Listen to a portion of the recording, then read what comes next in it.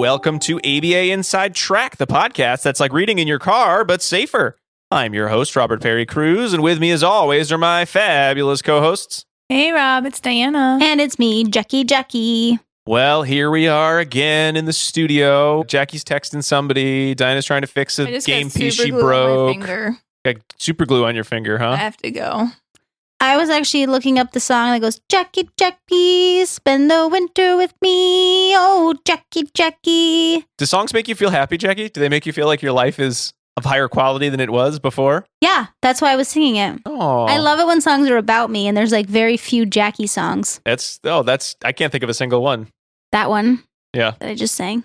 But yeah, that's about it. Songs make you feel happy, makes you feel like your life is fulfilled. Yeah, I feel like the overall quality of my life is improved by music. All right, Dinah, how about you? What makes you feel like your life is full and meaningful? And Well, I'll tell you what it's not. It's when people sing Dirty Diana. I don't know that song. a Michael Jackson song. Yeah. Double whammy. So it's not that. So if anyone sings any song that isn't Dirty Diana, you feel like your life has been improved. Yes. Basically, except for I want a hippopotamus for Christmas. That one also lowers my quality of life. Oh Okay. my gosh, that increases the quality of my life. Uh-oh. I sing that song nonstop at our house. Okay. And the other song's by Sally Shapiro, if anyone's wondering. Oh, okay. Jackie, I'll send my Jackie kids song. over to you when they are singing that Oh, song. yeah. I even made that hippopotamus you gave me Yes. just gets dressed up. He at sings Christmas. it or she sings it. She sings it. Yeah. Oh. Yeah. That's sweet. But this isn't really a podcast about novelty You asked. Christmas songs. You asked. You're right. I asked. I'm sorry. Because why would I want to talk about novelty Christmas songs when what we should be talking about is our bread and butter, which is talking about behavior analysis I love bread and butter. behavior analytic research. I love bread and butter too. That's like a good. lot. But it's not a bread and butter podcast. Behavior analytic You're podcast. confusing me. Where every week we talk about a topic related to behavior analysis. We get some recent research articles or relevant research articles in some cases and discuss them at length. And this week, in case you couldn't tell, we're going to be discussing quality of life. And you probably could not. You probably could not. We only said the phrase like 10 times in that little opening shebang. So we're going to specifically be talking about quality of life for autistic individuals. Though, as you will find out, and we already found out because, we read the articles before recording, there aren't a ton of great articles on quality of life for autistic individuals. So we're going to be talking generally about quality of life, and then we're going to sort of focus in on what there is out there in the research field in relation to autism. But why don't we start by letting everyone know what articles we will be discussing tonight or today or whenever you're listening. Great idea. Thank you so much. We're going to be talking about a systematic review of quality of life of adults on the autism spectrum by Ayers, Parr, Rogers, Mason, Avery, and Flynn from Autism 2017. Quality of life for people with autism, raising the standard for evaluating successful outcomes by Burgess and Gutstein from Child and Adolescent Mental Health 2007.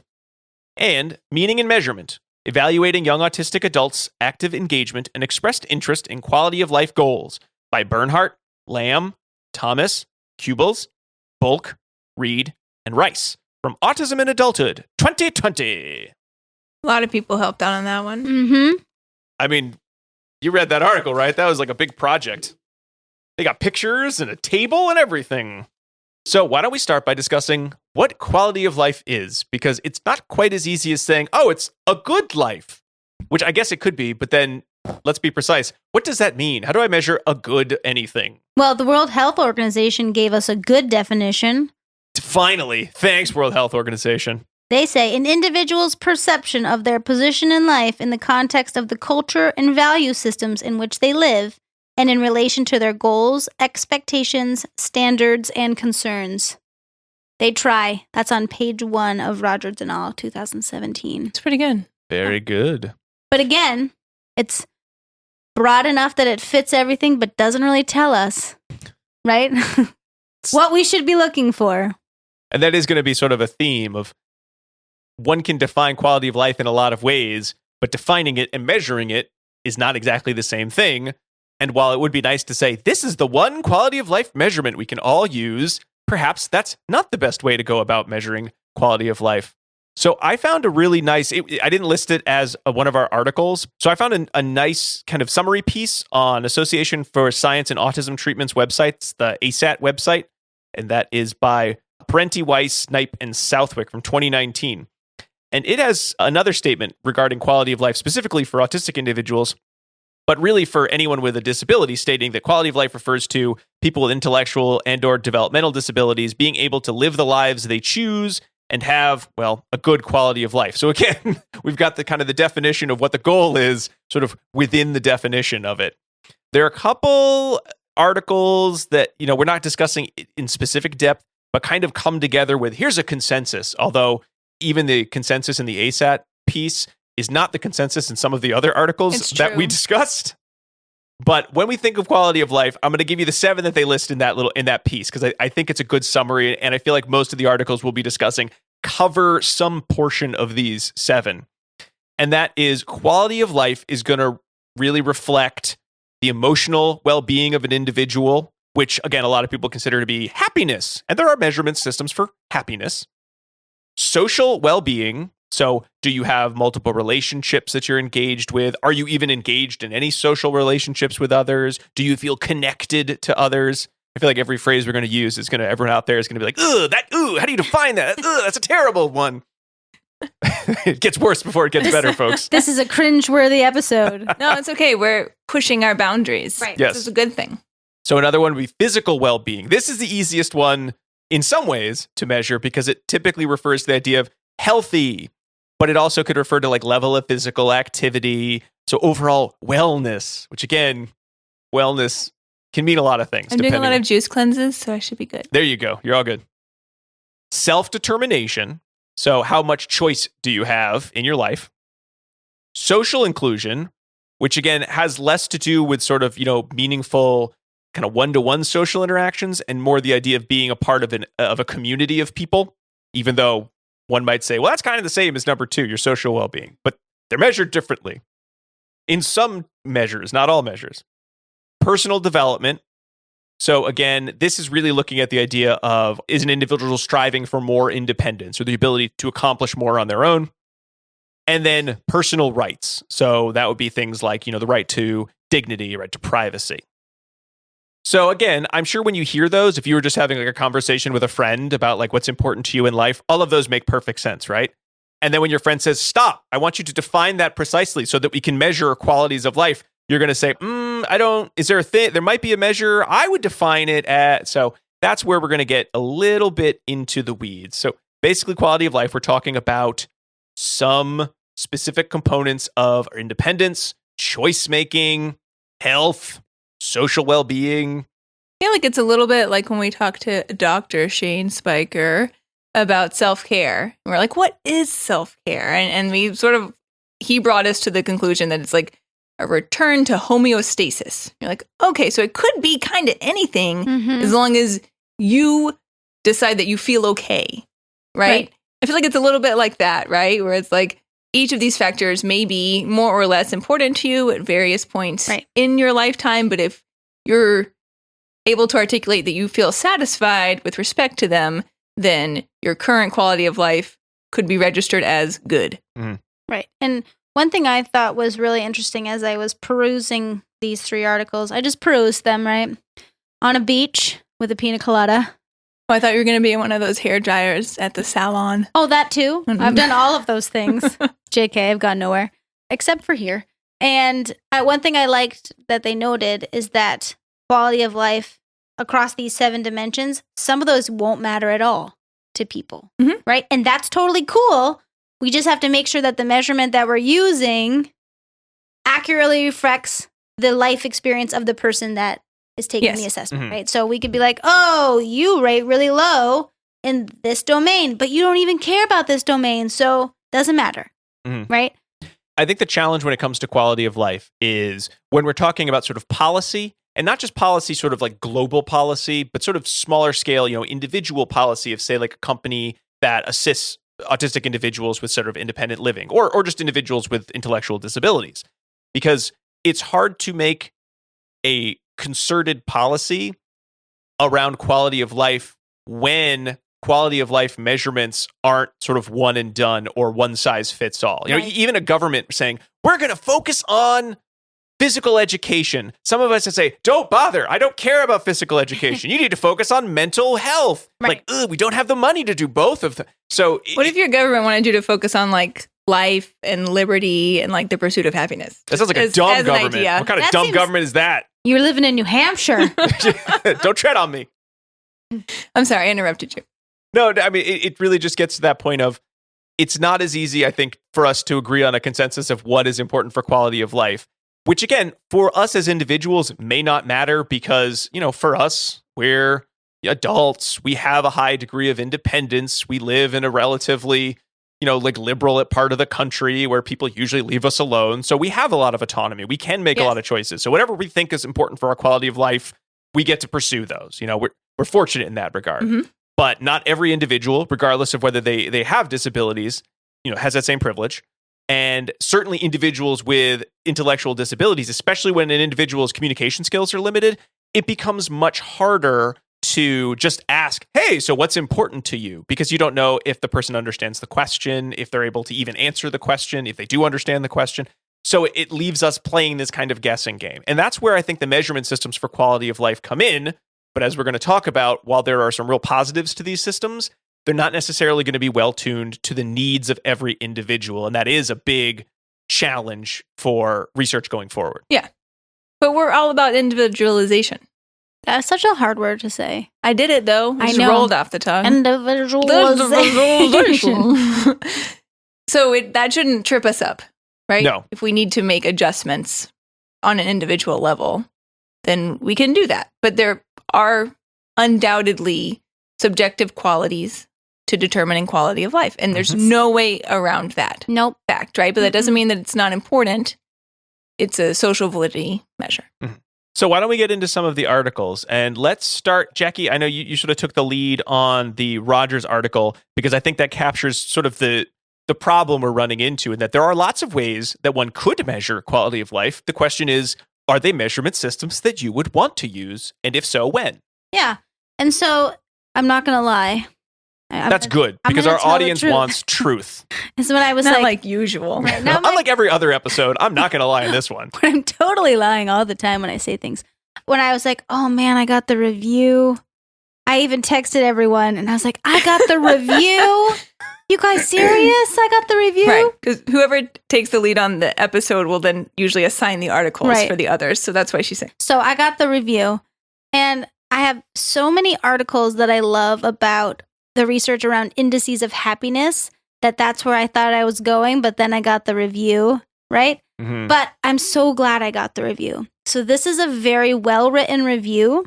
And one thing that I appreciate about the whole review is their discussion. So I can't wait to get there. And so their reason for writing the review was, it's all we know, discussion and research really surrounds younger children, and not much is discussed or researched around autistic adults, right? This is a common problem in our field overall, right? That there really isn't a ton when we start talking about entering an adulthood, especially when we're talking about quality of life. The authors posit that there may be some issues with measuring quality of life in all of us, right? Because we're not just a single entity. Like an autistic individual is just not autistic. They may also be diagnosed with depression, anxiety, epilepsy, a lot of different things that it can impact quality of life. Mhm. In most quality of life assessments that are used with the autistic population, they were created for the general population. And it just hopes it works for everybody. Right, it just hopes it works for everyone. But again, right, the norm reference of the general population may not be the quality of life norm for an autistic individual or a depressed individual, right? So the goal, right, they write this in the intro and the discussion. I love it. The goal to have a good job, get a house, pick a fence, kids, may not be the aspiration of everyone. I like that. I'm like, yes. Yeah. I like underlined it. That should be true for everyone, Oh yeah. too. Not just if you're autistic or non-autistic. Right. And so they posited that we wanted to look at what has been done to study quality of life in the autistic population, as well as, is it captured? Has it been validated with the autistic population? What are we finding? Is it even relevant? what we're finding, right? So their purpose was to systematically identify and review the evidence around quality of life research for adults on the autism spectrum and to critically appraise the tools that have been used to assess quality of life. And so they did a wide variety of things to get these articles. They literally like just put AUT, little like These sort of search for every Boolean word. operating system. yeah, so they searched for everything. They got so many articles on autonomy and auto repair, and they couldn't use any of them. So they looked at a variety of studies that could be included as long as they addressed quality of life. They had participants older than 18 and were diagnosed with autism by a medical professional. So that was one of their criteria. Indirect assessments such as employment status on quality of life were excluded. So they received guidance from an information scientist. Who is that? Like a librarian? They said information scientist. It's like, I want to be that I don't person. know. So this information scientist, if you're out there, contact me. I want to know what you do. Search engines and colleagues that were working on this sort of research to see what was published in 2015. And this review was published in 2017. So, just think about that. So they created a study selection form that was filled out for every single article and then independently reviewed by a second reviewer who were students. And I wrote, wah, wah, right? Because they had 827 articles. Oh, Lordy. Right? So originally they came out first with 827 articles. Then they reviewed the title and the abstract, excluded 781 of those articles. At least they got out of the abstract, Right? out of the abstract phase. They didn't have to read the darn things. Yep. So they had 46 now. Then they reviewed the full text and excluded 32 and included 14. Right? So they excluded those last because participants may have been younger than 18. It wasn't possible to extract a diagnosis or any quality of life measurements. They used indirect measurements. They had 3 case series that were important, but not qualitative or quantitative. And then 2 of them were conference proceedings. They were probably like, oh, publish that. Yeah. Right? So they ended up with 14, which is not bad. Right? From 800? From 800 to 14. That was probably Not quite bad. a relief. Right. And so they also, when they took those last 14, they examined risk of biases, if there was any bias in the actual study, which I liked. So the sample across 14 studies was 959 adults, ranging in age from 18 to 55 years of age, except one study had an 83-year-old. It's old. Great. Good job, them. Yeah. The participants were mostly male. And within these 14 studies, there were 7 tools that were used to assess quality of life, right? I'm just waiting for you to say it. What? The next one. Not for ASD population per se. Oh, no. The Oh. tool. Novel. No, the WHOQOL-BREF. Oh, I wasn't going to say them. Oh, I wanted you to. Yeah, no. You know, the who qual brief, of course. Everyone knows the who qual brief. So when I wrote this, I was like, do I say each of them? I'm like, no, nobody actually cares. Like, you should read the article if you actually Just want to me. know what Yeah, the citation, assessments go are. to the website. Right. You can find the article. You'll get all the list of all 7 of the. Right. They're a bunch of acronyms. Just love the acronym. They mean Right. absolutely Okay. nothing unless you already know what it is you're reading Right. about. So I was like, do I? And I was like, no, nobody cares. So I'm not going to go into those, right? Okay, fair enough. Yeah, but because nobody actually cares. But one thing to note is that they were made for the general population, not for the autistic Right. population per se, right? Only one of the assessments looked at whether the autistic individual lived in a, I'm going to put it in parentheses, autistic friendly environment. So Okay. did they have support? Mhm. Did people talk about it, their autism? Did they try to hide their autism, right, to their friends and family? Mhm. Like, how supportive was the environment? But again, this was only one study conducted at a center, right, about the people around them and not necessarily their quality of life overall, right? It was Yeah. how supportive do you feel, but didn't really catch everything out. Yeah. So that's good to know. The assessments mostly looked at physical health and emotional well-being, including mental health. None of the assessments were validated with the autistic adult population. The way they wrote it is they just like, beautiful. here's number 1. Here were the results. Not validated in the autistic population. Here's the next one. And it was like it was the last sentence or the second to last sentence, not validated. It's like, okay, I get it. I got like 6 more paragraphs to go. I think I know where you're going with this. Right. There's that one exception where it was generated for the because it was created. Yeah, because that was the population it was created. Right. It's called the to novel measure quality of life 1 and 2. I like it. They called it the novel quality of life 1 and 2. The no-qual, No qual. No call 1 or 2. Which one? But this had limited data to support its widespread use because there was only one study, right? Yeah. So, but at least there's like an avenue there yes, for people to pursue if they want to continue this line of research. Absolutely. Yep. So generally, the results across the studies, the 14 studies, suggested that autistic individuals may score lower in quality of life domains than the typically developing population, especially with respect to social relationships and psychological health. One study I thought was really fascinating. It looked at quality of life for autistic men that joined Army training, an Army training program. Okay. It was in Israel, yeah. Right. So in Israel, they joined an Army training program. And then after the training program, it's a 6 months training program that autistic individuals are exempt from in Israel. But they made them do it and then matched their special interest to a job following the training program to see if quality of life increased. There was a non-significant increase from baseline.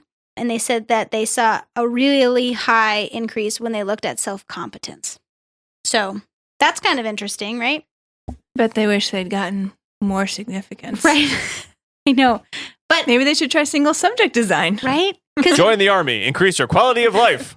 I found that. I was like, But I guess, right, if it's socially acceptable, right, if that's what your peers are doing, maybe that matters. Right? Everybody's joining the training Army. Yeah, what is everyone needs to be in the Army in Israel, right? For 2 years? Yep. Mm-hmm. Yes. But none of us have ever been in the Army. So, no. I mean, but from movies, I'm going to make a really great judgment based on movies. You would think that some of those social relationships would be formed because you're engaged in similar activities. Everyone's got to do the same types of activities. So some of the issues that might come up where social relationships are related to like a job where there are tons and tons of different variables in place in terms of how you would socially engage in social relationships. It really is boiled down to, no, you've got a job. You have to complete these trainings, complete these missions, complete these objectives. So it's very task oriented. So I could see that being a strength for individuals who are like, I don't want to have chit chat. There's no time for chit chat. Anyway, we're in the Army. We've got to, go take that hill or whatever you need to do. There's no time for chit chat. We're in the Army. That's my next shirt that I'm going to. Unless Army has a half day. Yeah. Unless Army has a half a day. So another study investigated quality of life every 3 months when individuals were part of a job training program for 9 months. So they looked at 3, 6, and 9 months. Again, they saw non-significant increases from baseline. They also saw an increase in self-competence. Makes sense, right? But they should really just be looking individually because I bet you see some good results there. Then I thought it was interesting that they didn't ask the individual themselves. They asked their mom how they thought their quality of life was. So this was called their proxy reports. And not surprisingly, moms reported that their autistic children had highest quality of life in family life and material well-being, right? Because that's what they've given them, those things. Right? But then they scored them lower. I think that they were expecting at least the proxy reports, which again is not a surprising finding in that you would think, well, if a parent is going to report, there's going to be an inherent bias in what they like you're saying, Jake. There's going to be a bias in terms of, I think the things related to me are the best. But everything else is bad because I don't think it looks good, even though the individual might not mind as much. Absolutely. Some of those lower That's scores. The thing is we just don't know how someone might rate these things for themselves. When asked about internal perceptions of how they felt, proxies weren't as confident. So mothers weren't as confident as discussing internal satisfactions or internal well-beings of quality of life versus like, oh yeah, he has a bedroom and I feed him well, right? So that makes sense. Not surprising. Quality of life markers improved in self-reports of autistic individuals when they were involved in a recreational program for 12 months. So that makes sense too, right? When you're involved in something, when you're doing things, when you have a goal. Yeah. That you're probably interested in, right? Your quality of life is going to improve. So basically, the main points here of this really review is that most studies looked at self-report of quality of life And when they compared that with the typically developing population, scores were generally lower overall, right? 50% of the studies compared the typically developing population, while 50% of the studies did not, right? It was like 47 point something, but around takeaway, right? Social relations and integration domains were rated much lower than the typically developing population. But one thing I loved is that they were like, maybe that doesn't matter. Right. Right? That may not be what you care about, right? You may want to do whatever your special interest is. And if you get to do that special interest whenever you want to do it, right? And it's incorporated job, your quality of life may be increased, right? So you may score low in the social relationship domain, but that doesn't mean your actual quality of life is lower if you still get to do what you want to do. And they also stated that the lower scores in social relationships, there was a lower score, but we don't know why, right? Could be challenging, could not be as important, right? Might be more valuable to do other thing. So this specific domain lacks a lot of validity with the autistic population. So that's what we see a lot. None of these assessments take into account autistic individuals with developmental disabilities. And some of the assessments did see a correlation between autism severity and quality of life with the self-reports and narratives. However, there could be so many reasons why, right? It might be difficult to self-report. The assessment may not be accurately capturing quality of life, or maybe it is. Like, we don't know. Basically, that's the whole thing. The whole thing. Is that we do not know. But, spoiler, the one assessment that was created for autistic individuals showed overall a higher score for quality of life than the other 13 studies. Promising. Yes. Right? Yes, but as it was only one study that was made for a very specific purpose, it is hard to say whether that was a fluke or just an artifact of the creation of it. Yes. Yep. So next steps. This is my favorite part of the review. Because it was the end. Just kidding. Well, yes, and because I think whoever wrote this, they were just waiting this whole time to say this part. They were, right? And I was like, bring it home. I was literally reading it being like, yes, yes. That's a good review when you are nodding and saying yes out loud while reading. You're like pumping your arm in the air. Yeah. My child was like looking at me like, what is happening? I want in. This looks good. So they said, next steps. Ask autistic individuals what matter to them, right? Seems like a good place to start. I think it's a great place to start, right? Like, just like we've standardized assessments for the typically developing population, let's start standardizing assessments for the autistic population, right? And that may mean that we may need multiple variants of an assessment, right? For those with intellectual disabilities, for those without, for older autistic individuals, for younger autistic individuals, for children, right? We do this. Wait, are younger autistic individuals and children the same? I just They wanted may to or may say not something, okay? I just wanted to contribute. Right? For kids. For the kids. But right, like, we should be developing an operational definition of what good quality of life means for autistic individuals and include autistic adults in the design, in the discussion, and in the creation of 100%. assessments. Yeah. So they said, okay, we have two options here. We can take the assessment that's already done, that's not great.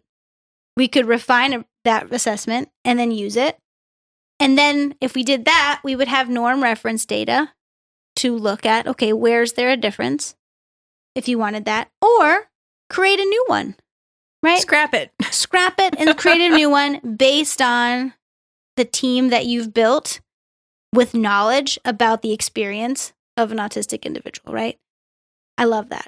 And so they just said collaboration is needed. The take-home message, collaboration is needed to create these assessments that will help to identify how quality of life is impacting the autistic population. All right. Bam. So we know there are ways to measure quality of life. We have some ideas of what those measurements could be. But when it comes to groups other than, say, the general neurotypical population, it's unclear whether or not those measurements mean very much of anything. So That's a starting point, though. We do have some ideas of what might be important. We do have some areas where there could be more research, there should be more research done, some more work done. But let's go a little bit beyond the global measurement systems, which are going to be tricky. But before we do that, let's take a quick break. And when we come back, we're going to continue our discussion of quality of life. We'll be right back.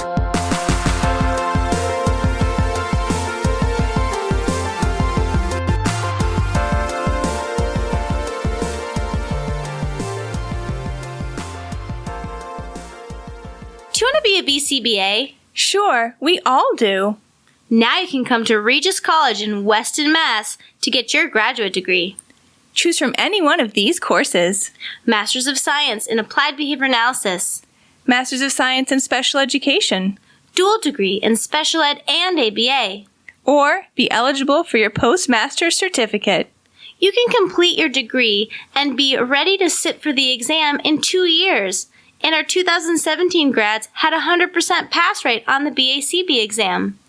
Come enjoy practicum placement support, ethics mini handbooks, PhD-level professors, small class sizes, and a service trip to Iceland. If interested, don't delay. Supplies are limited. Learn more at regiscollege.edu. Again, that's www.regiscollege.edu, regiscollege.edu. One more time, www.regiscollege.edu. See you there!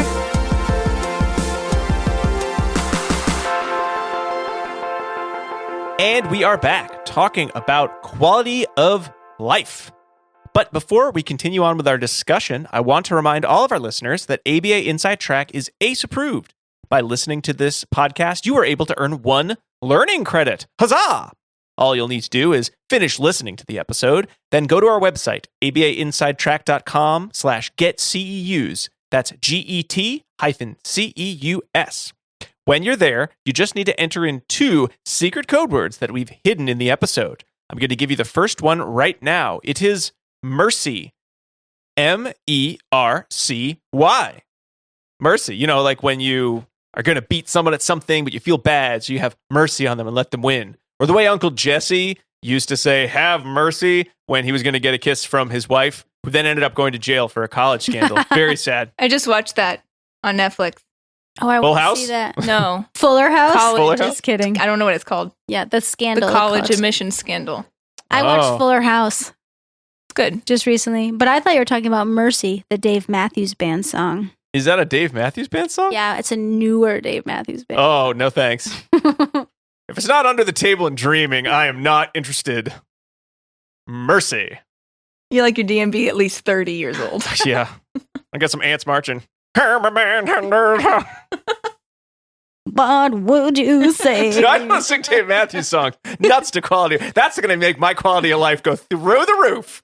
Crash around Tom River. Okay, no. Oh, that's a full laugh right there. Ooh, that was good. Anyway, quality Anywho. of life Quality of life. What are we talking about? increased here. So when we left the break, we weren't quite sure what measurement system was going to work. So that brings us to... What a cliffhanger. I know, what a cliffhanger. Oh! And we made everyone mad by singing Dave Matthews.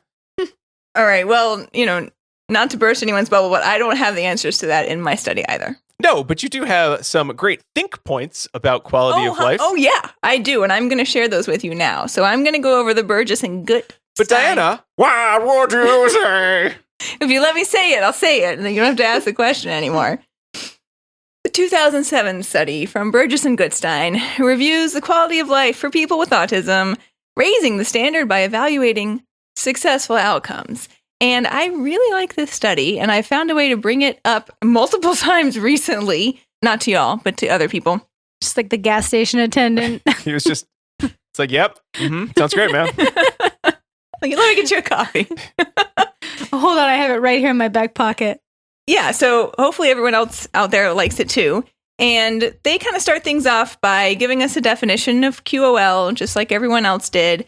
But they make the point that I think we're trying to make here, which is that we cannot get around the fact that this is a subjective measure, right? And rather than trying to get over that fact, we really just need to embrace that fact. Because who's a better judge of whether your life has turned out good or not than you?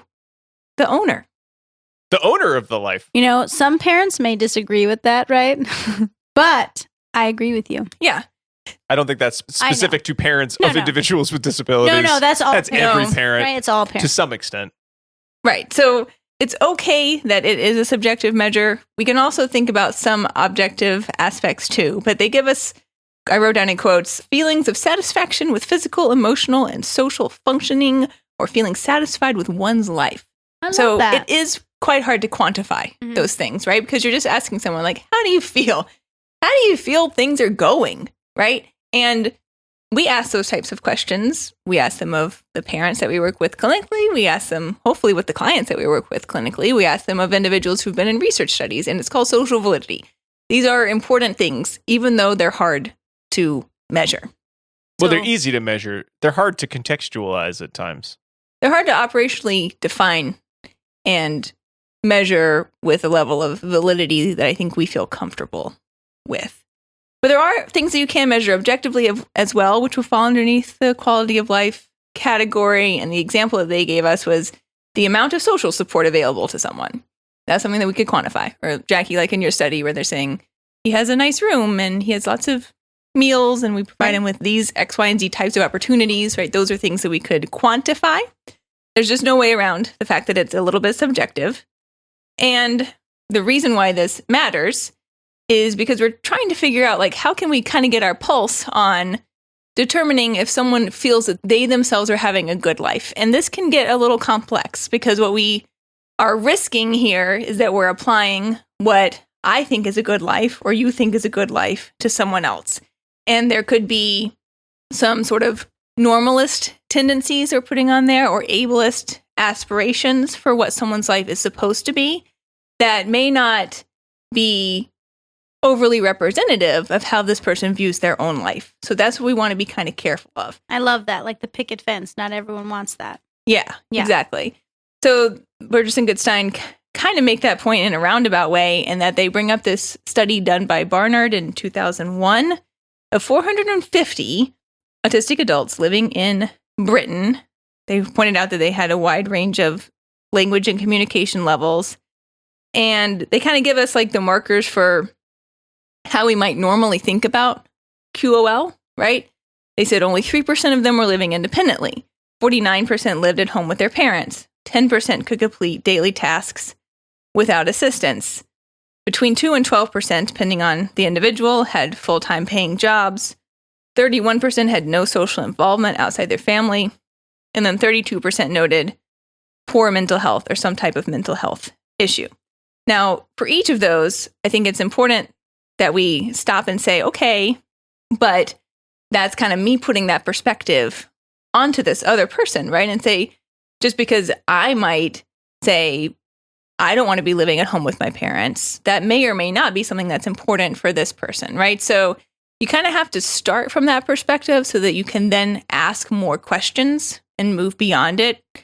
Just like you're talking about, Jackie, like if all of the assessments are currently normed for a neurotypical individual, that's all well and good, but we still don't know how those may apply to an autistic individual. Right. Right? But we start with the data we have, and then we work to make it better from there. So they pointed those things out, but then they get into discussing a little more about this mental health component. And that, I think, to me, is an important indicator that we should be looking at, because if you're not feeling happy in your own life, then that could be reflected in other ways. So they bring in a study by Seltzer and Krauss in 2002 that was looking at adolescents. They bring up that only a small percentage of them were socializing with someone out of school, and that 98 self-reported difficulty making friends. So that to me it's a self-report measure, but in this case, I think that's actually important, right? Because that's what we're missing here is how do you feel about this? So 98% of them self-reported that this was presumably a problem for them, which makes me value that statistic a little bit more. 30% of them also had a secondary mental diagnosis. They listed ADHD or OCD. I would like to have had some more data on like depression, anxiety, some of those other types of things that might be stress-related factors as well, but we didn't get those data here. So the reason why this is important, right, is we're chasing around the idea of what's the best way to measure, we could think of it as outcome or we could think of it as quality of life. And traditionally, if you go back and you look at the literature and you look at like lots of the literature that we've talked about before too, the commonly used measures to talk about how, let's say, a child does with intervention, right, is to use these basically academic or cognitive functioning measures, such as IQ or like the Vineland, right, which measures sort of overall kind of function level, I guess, or academic achievement, such as educational placement. And there are significant challenges with these types of measures in the measures themselves, first of all, right? So IQ is already known to be a problematic measure for anyone because it's going to be automatically biased toward rich white people, basically. That's who made the study. I mean, that's who made the assessment. That's who does better on the assessment. So that in and of itself, people have identified for some time as being a flawed measure. But even beyond that, what they are talking about here is just because someone scores well on an IQ test or scores well on an educational placement assessment, that may or may not be predictive of what they view as success in their life. And they point out, too, this isn't limited to autistic population either.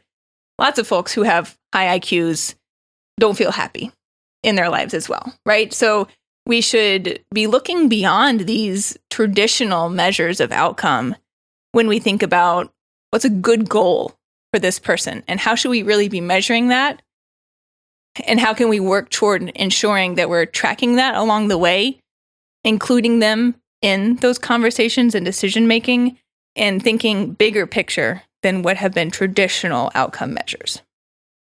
So Burgess and Goodstein outline 4 quality of life measures / domains, really, that they say should be considered when we're discussing outcome. And they are kind of attempting to point out that these should be assessed from childhood. But in the larger context of the conversations we're having here, they should be assessed at any and all ages, right? It's not as though, oh, this is well established for adults and we just need to look at it for kids. That's really not the case. It needs to be established across the board. Their point is we need to look at it beginning in childhood so we can be making better plans as we move forward. One thing I really liked that they pointed out is that like that one test is just a moment in time. Yeah. And it's not predicative of potential growth, right? I liked that point that they brought up, right? So yeah, I could have, at this one point in time, a lower IQ score, but test me in like 3 years. Yeah. Right. And I could see vast gains across multiple domains because of, the environmental context and, maybe the appropriate. You mean quality of life scores, Jackie? But yeah, right? Oh, you just said IQ. but IQ could even improve, right? Like anything can improve. Yeah. Which doesn't really improve. I just read a study that it can. Like significantly? Yeah. If you measure at age 2 versus age 9, you can see a vast difference. Just read it. In a book. Okay. I'll show it to you. Maybe for young children. I think at some point it gets largely for young kids. Yeah, young kids. You'd but I mean see that more. Yeah. But I think that's something to think about though, right? Is when you're thinking about quality of life, at this moment in time, your quality of life may be this. Measure it again in a year, it may be different, depending on what's going on. Yeah, and I think that's part of the argument against using functioning labels as well, because it's reductive, first of all, to say that someone's high or low functioning, but it's also not taking into consideration that people can change over time as well, and that people need all sorts of support in different ways at different points in their lives. So speaking of support, to move us into these 4 quality of life measures that our authors talk about, the first one is social support. And they give us the caveat here that we know that this is an important predictor of quality of life in non-autistic populations, but we don't know as much about its predictive nature for autistic individuals. And they kind of postulate that likely it's the quality of the social support rather than the quantity of the social support. So it may be that having a few good friends or folks that you hang out with and share similar interests with that may be more important than just being included in activities, but still being on the fringes kind of thing is what they were talking about. And they found that some other authors looked at low quality friendships being more predictive of loneliness for autistic children than neurotypical children. So I think it's likely incorrect to say that autistic children do not want to make friends. We have a lot of evidence from people that can tell us that they do want to make friends, but that the nature of those friendships could potentially look different, right? And that many individuals are still very perceptive as to the quality of that friendship, right? So it's important to think about how this can and should be incorporated. And they touched very briefly on social skills training and said, there may be potentially some use in social skills training, but if we're only teaching superficial types of interactions that don't produce high quality friendships or don't teach people how to really find and connect with others who they're going to be able to share high quality friendships with, then we're not doing much at all in that situation. So there's a lot of work that needs to be done there. All right, the next one is academic success and preparation for satisfactory employment. And so this is kind of a big area, right? Because there's a lot to fit in there, and it does overlap with the outcome predictors that they already discussed as not being the outcome predictors that they liked very much, right? Because they're talking about academic success here, so there is overlap there. But I came to this conclusion that it may matter less what you do in school so much as what you can then do outside of school. Because I'll be, I work in schools mostly, so you'll be in meetings where people just be wringing their hands and rending their garments about like, oh, this student, their trigonometry score is so low, they need more IEP services for their trigonometry score. And you sort of look around the room and you're like, who here remembers any of their trigonometry? Right. And everyone just kind of stares at you blankly. And I'm like, should you all be fired because you don't know? So clearly there are jobs available in which you don't need to know this. Your job is currently available, other than, let's say, the math teacher. Most people don't remember. And people spend so much time, like, they got to get their grades up. They got to learn all these skills. And I'm like, why? Nobody uses half of what they learn. That's a different argument that we still, most of our schools are still set up to be like, quick, we've got to get ready for the early 20th century agrarian community, everybody. Yeah. Which, surprise, we don't. That time has passed. Everyone has their own row to hoe, Rob. It is fun to know. But only metaphorically now. I'm looking to a future in which all of the things I totally remember from high school that impress people that I still remember them will no longer be considered a sign of intelligence so much as pedantic wankery. You might be there already. No, I'm not. Never. My quality of life, it's plummeting. Okay. Our authors point out that academic success overall is not terribly predictive of quality of life for anyone, right? Except for me, as we just said. So we shouldn't really hang our hat on that, but satisfactory employment can be a predictor of quality of life. So that's one that we might want to delve into a little bit more. They said many autistic individuals have a lot of traits that employers are looking for, like punctuality, honesty, being trustworthy, having attention to detail. But those individuals often report that the social aspects and sort of the unpredictable nature of the job may be challenging for them or lower their overall job satisfaction in the role. So here, what might be important is to further identify what are factors that lead to employability, if this is something that the individual wants as part of their sort of quality of life pie, and work to teach towards those if we can. So high job satisfaction is associated with being motivated, having flexibility, taking initiative, using communication skills and teamwork. So those may be skills that we want to try to focus on when we're making plans for people. Next up is family life. So family life, their focus here was the family system as a whole should have a high quality of life, because remember, they're taking it from like the child's perspective, right? And they said that there are several factors that can limit the family's quality of life, including chronic illness and just the function of being a caregiver for a child with significant needs can produce increased financial cost, family strain, or limited social opportunities for the family. Sort of the daily challenges of completing daily living tasks and dealing with problem behavior. All of those can impact the quality of life for the family. So any opportunity to work on those skills should be taken in order to increase everyone's quality of life. And they talked about these life management skills that may be helpful to teach and focus on for families, such as adaptive coping skills, positive outlook, reframing negative thoughts, and identifying and utilizing resources. So that's all well and good. And then the final area that they were looking at was self-determination. So underneath this area, they listed control, choice, and personal autonomy. And they did take a minute to mention that control really may be culturally specific.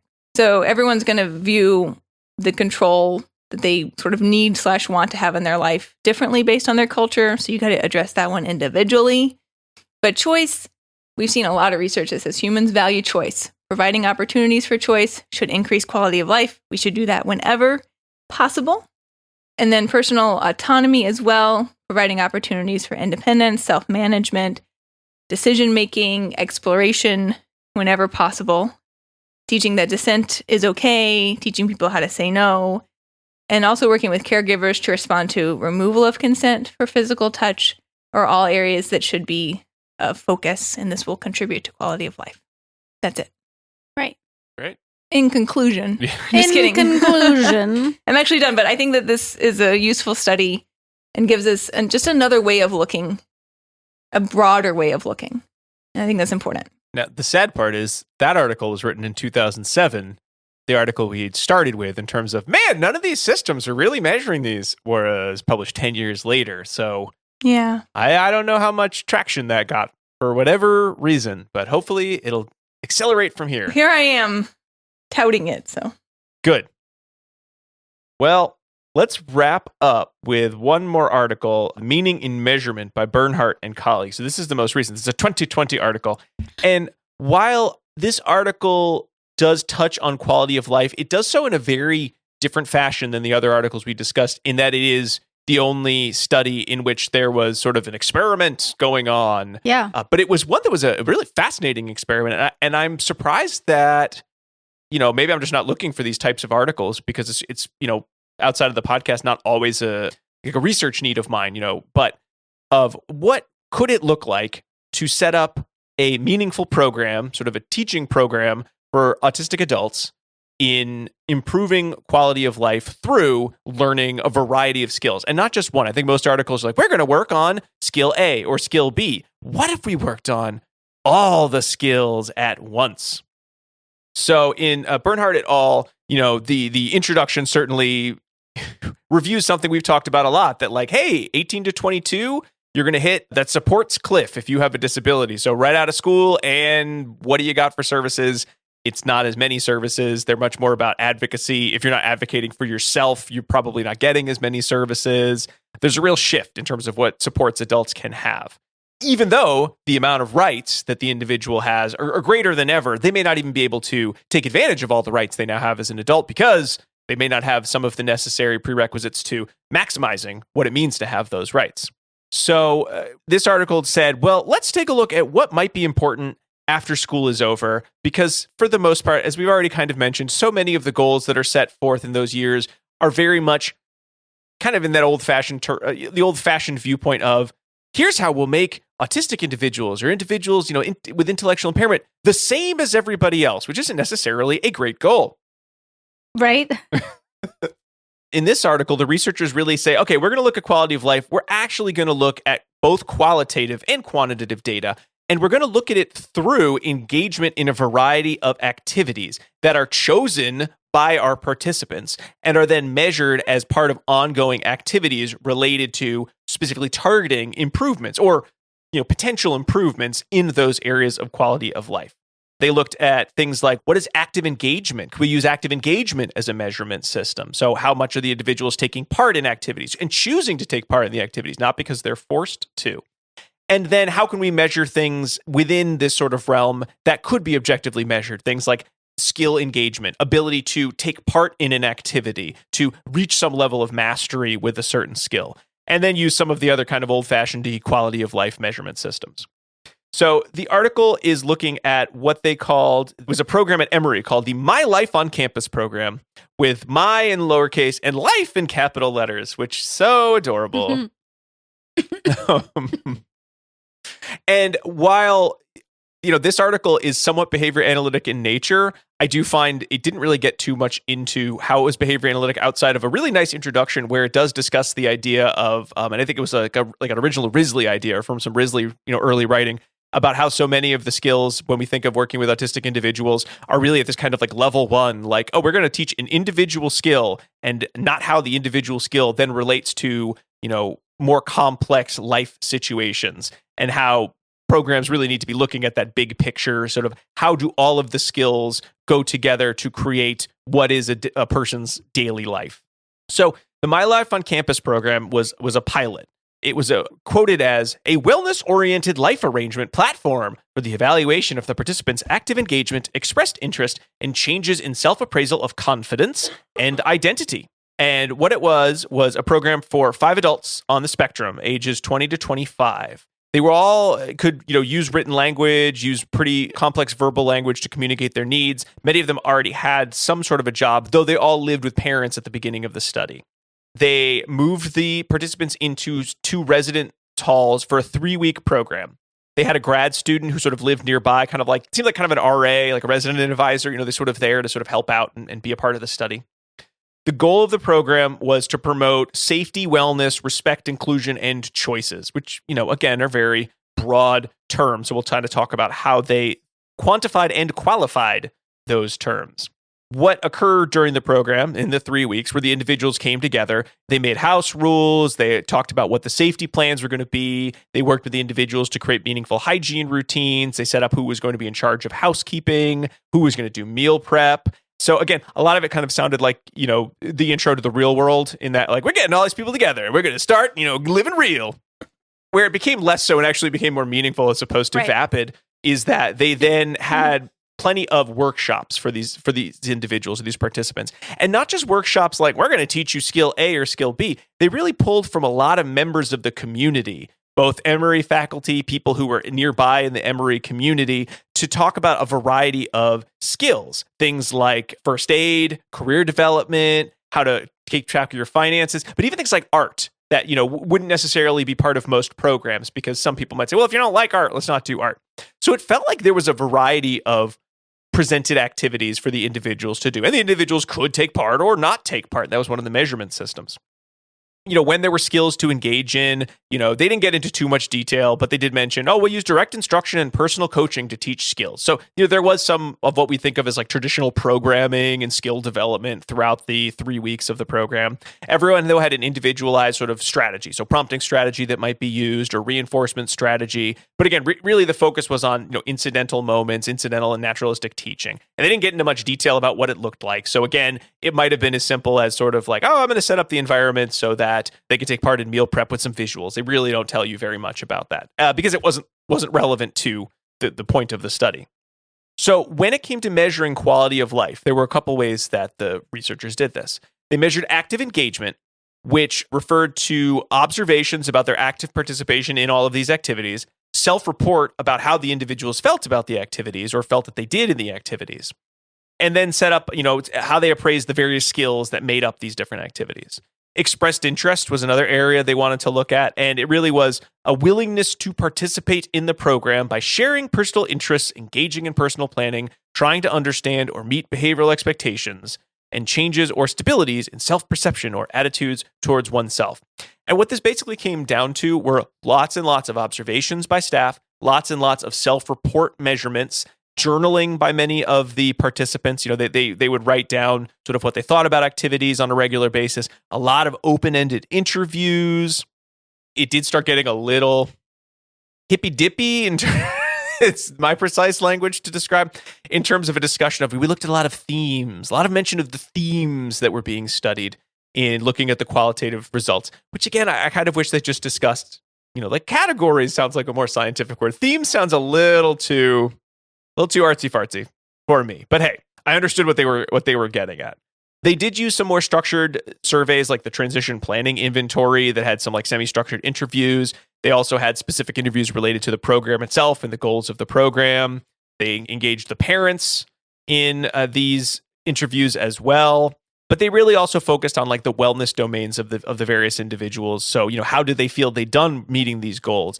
And then compared that as well, not even compared that, but they also measured objective measures. So when there was a new skill like planning a meal, how independent was the individual in taking part in that? So what mattered wasn't just they did or did not engage in skills A through Z, but did the individual enjoy skills A through Z? Did the individual feel more competent in skills A through Z? Did the skills that were presented A through Z relate to the goals that the individual participant had set for the program? So some examples, one of the participants, Harold, had set, all of the participants had to set sort of, a multitude of goals, but they had the 4 top quality of life goals that they thought were most important. So Harold had a financial wellness goal. He wanted to make more money. There was another participant. Yeah, and who doesn't? Same, Harold. Alice had a physical wellness goal. She wanted to get outside, do more exercise. She felt she took too many naps during the day. She had some medical problems that I think, she felt were keeping her from, the highest level of physical wellness that she wanted to have. Go, Alice. Suzanne listed that she had emotional wellness goals. She wanted to be better at identifying people's emotions, find out why she would feel certain ways, understand people's body language, and how to understand how other people were feeling, and when people wanted to be left alone. So this was important to Suzanne. Those are great goals. They're very goals. By the way. Yeah. Whew.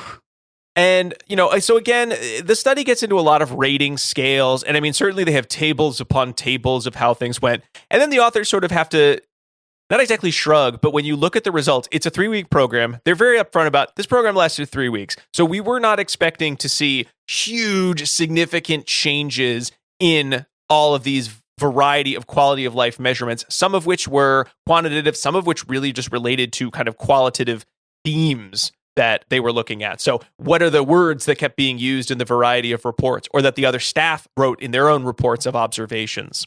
But, it was really just nice to see that the program was set around important goals that the researchers thought were relevant for life skills. The participants got to reflect on whether they were or were not important in their own skills and their own quality of life goals. And they did lots of, small assessments. So after every activity, what did you think of the activity? How did it relate? The staff took notes on how engaged the individual was throughout the day. So again, I kind of wish that there was a little bit more in terms of how they were collecting all this information. There's like a really great flowchart table that's a little busy in terms of just all the different ways that they were measuring variety of data. Right. Which also then is kind of sad because they clearly put a ton of effort into this program. And then their final conclusions, just based on the nature of the program, aren't going to be, universal, and really just point to a few things. So in terms of, was this a good program? I mean, in the measurement systems they had, the individuals met some of the goals that were set forward. And so in some of the measurement systems, they felt it was a great program. Again, the measurement system they set up to measure how good their measurement systems were and their program was, I assume will come out good. You done messed up if the one you made up for yourself don't come out to be improvement. It's happened. I know, I know. Yeah, right. To me. But in terms of the overall results, they did look at sort of what was the quality of life learning, they called it. And that just related to what were the quality of life goals specifically laid out for that individual in the study that they chose. And again, are there any broad strokes results? And now we all learned this. No, because did everyone make improvements across all domains of quality of life? No, of course not. Some people made some improvements. Some people made small improvements. Some people made some improvements in some areas, no improvements in other areas. One individual actually reported a lowering of most of her quality of life measurements by the end. But again, why might this have happened? Well, certainly Harold, who was interested in financial independence, he followed kind of one pattern. Not that there was so many individuals that they could speak directly to patterns of results, but he had a lot of increases in most of his areas of daily living.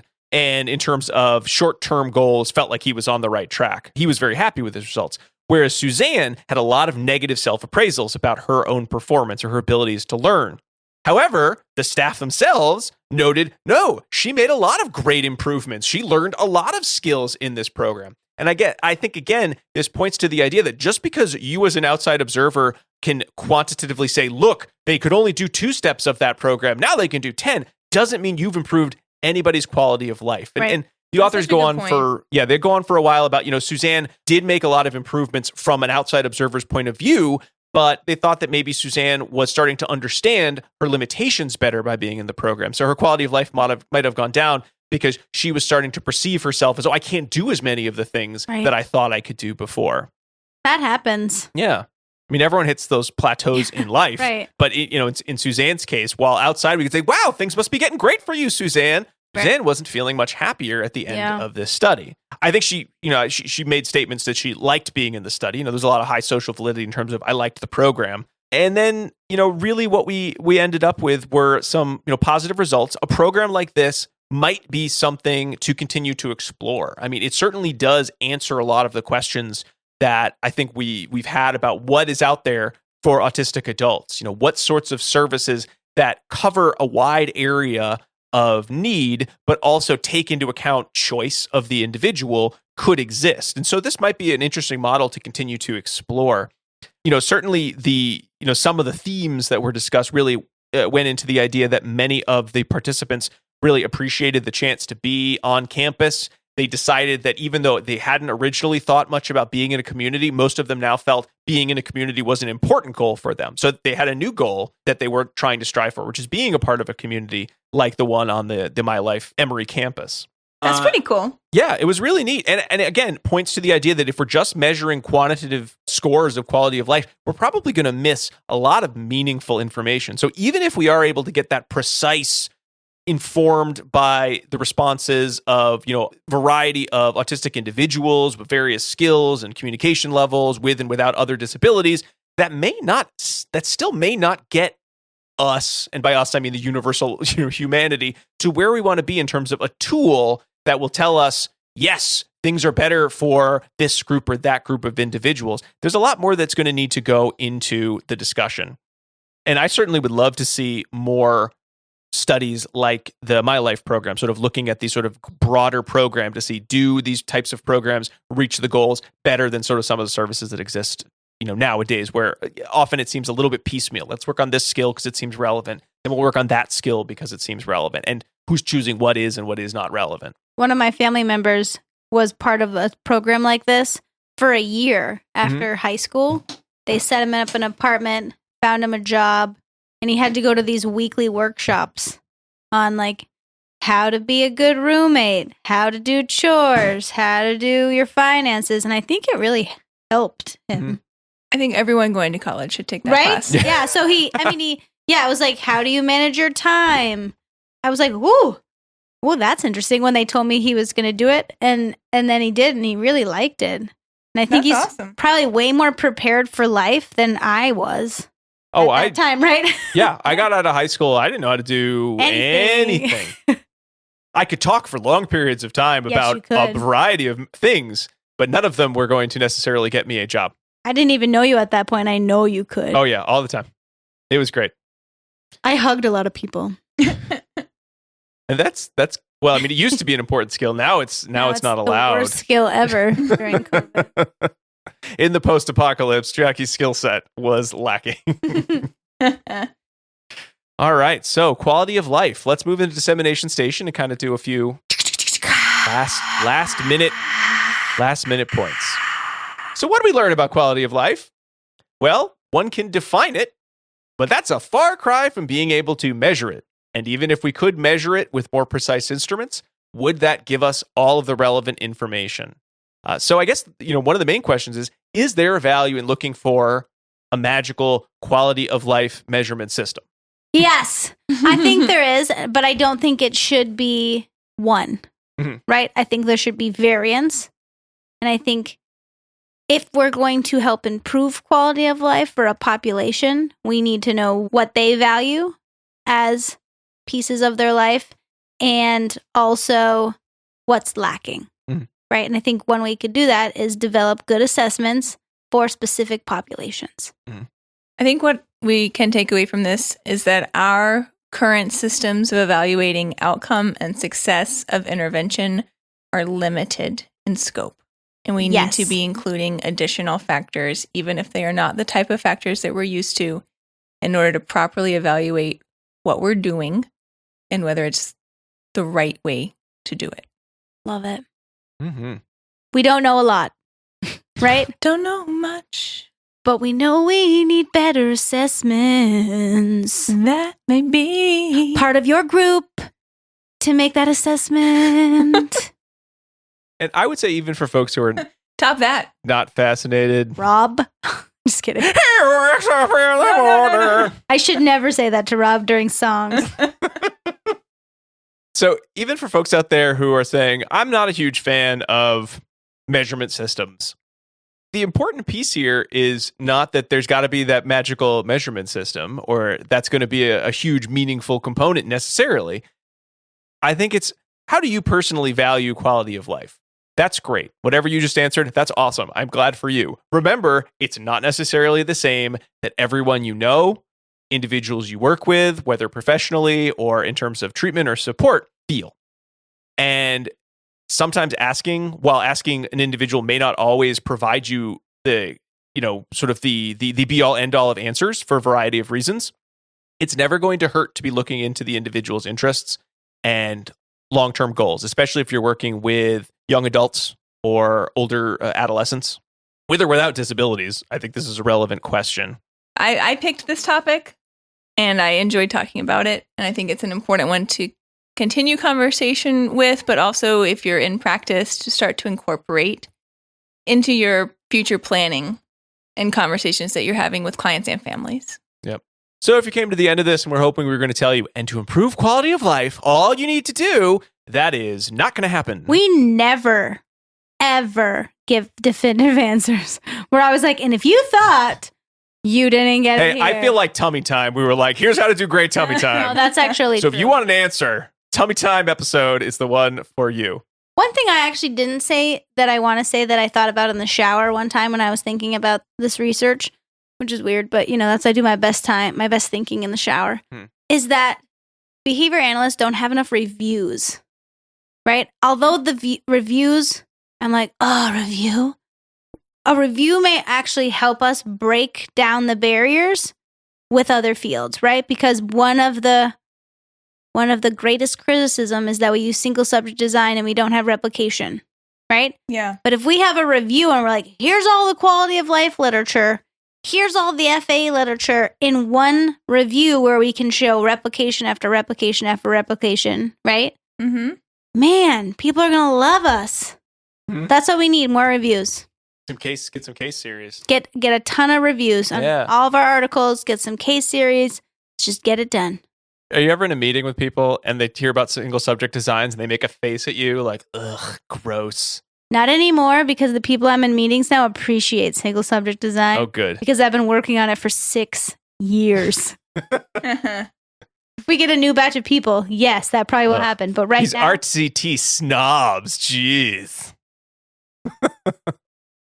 All right, well, that brings us to the end of our episode on quality of life. We hope by listening, we improved your quality of life. If part of your quality of life is I hope to listen to more podcasts about behavior analysis, well, this was one of them. We also hope you learned a few things as well. Before we wrap up, I want to make sure to give you that second secret code word, and it is Archer, ARCHER. Whether you're referring to somebody with a bow and arrow or the hit television show starring Worcester's own H. John Benjamin and R.I.P. Jessica Walters. Either way, we'll know what you mean. Archer. And that brings us to the end of ABA Inside Track. Thank you so much for listening to the show. We really love it if you left us a review on Apple Podcasts, Spotify, Stitcher, or wherever you like to listen to podcasts. Hey, why not subscribe to the show to get a new episode every single week of the year? There are a lot of other ways that you can reach out and get in touch with us as well. We're on social media everywhere as ABA Inside Track. You can find these posted on our YouTube page with the YouTube subtitling feature. You can go to our website, abainsidetrack.com, to find links to previous episodes, links to all of the articles that we've discussed, and links to purchase CEs for episodes. If you're interested in a little bit more ABA Inside Track action, why not join us on Patreon? Patreon.com/ABA Inside Track, where you can subscribe for just $5 a month to join us for our bi-monthly social behavior analyst meetups. If you'd like to join us at a higher level, at the $10 level, you can get access to our extra long book club podcast. At this point, our most recent episode on neurotribes, relevant, I think, to this episode, has just come out. So for members, you're able to listen to those and get 2 CEs for no extra charge. We've got neurotribes and meaningful differences, and we've got more coming along the way. That's patreon.com/ABA Inside Track. You can also get episodes a week ahead of time and discounts to the CE store. Finally, if you just want to reach out and give us some feedback or episode ideas or just to say hi, you can always email us too at abainsidetrack@gmail.com. Well, thank you so much, Jackie and Diana, for joining everyone for another fun episode. Big thanks to Dr. Jim Carr for recording our intro and outro music, Kyle Sturry for our interstitial music, Dan Thabit of the Podcast Doctors for his editing work, and Hollis Irvin from the Sycamore Workshop for his visual design. We'll be back next week with another full-length episode, but until then, keep responding. Bye! Bye!